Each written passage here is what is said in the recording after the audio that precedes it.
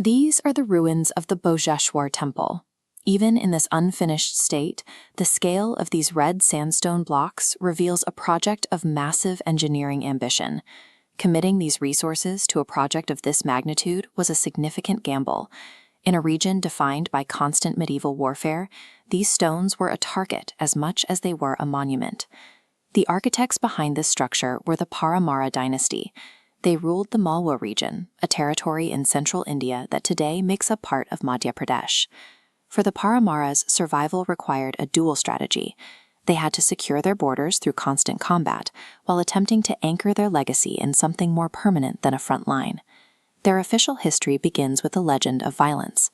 The Agni Kula myth claims the Paramara lineage was born directly from a fire pit on Mount Abu, conjured to fight as divine warriors. The historical reality was a much longer struggle for status. Records suggest the Paramaras began as feudatories, vassals who owed their military service and taxes to the powerful Rashtrakuta Empire. Securing independence required more than a myth. The dynasty's founder, Upendra, had to navigate a series of grueling military and political conflicts to finally establish the Paramaras as a sovereign power. This early fight for autonomy shaped their identity.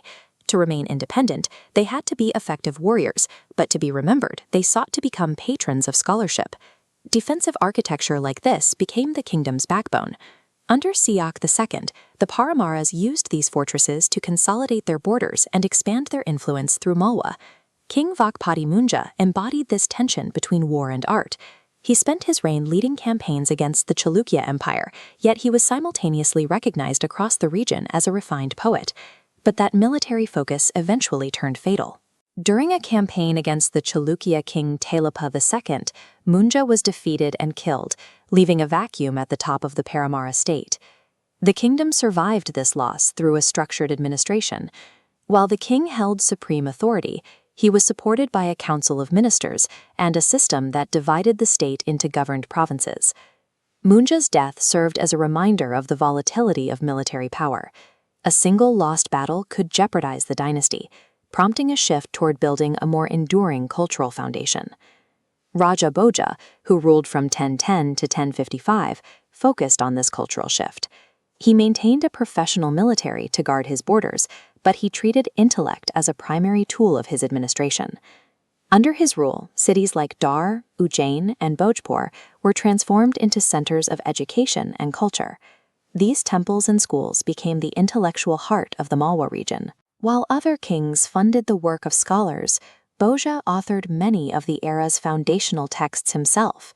He produced highly technical architectural treatises like the Samarangana Sutradhara and detailed works on grammar, such as the Saraswati Kantabharana. Bhoja's era turned Malwa into a major cultural anchor for central India, a period often described as the region's golden age. But the intellectual achievements of the Paramaras could not protect them from the physical threats that followed Bhoja's death. The dynasty was soon caught in a cycle of multi-front wars, facing pressure from the Chalukyas, the Cholas, and other rising regional powers. The political end came in 1305. The forces of Alauddin Khilji conquered Malwa, officially ending the Paramara dynasty's rule and absorbed Imber territory. The military borders the Paramaras had fought for centuries to defend were eventually erased from the map.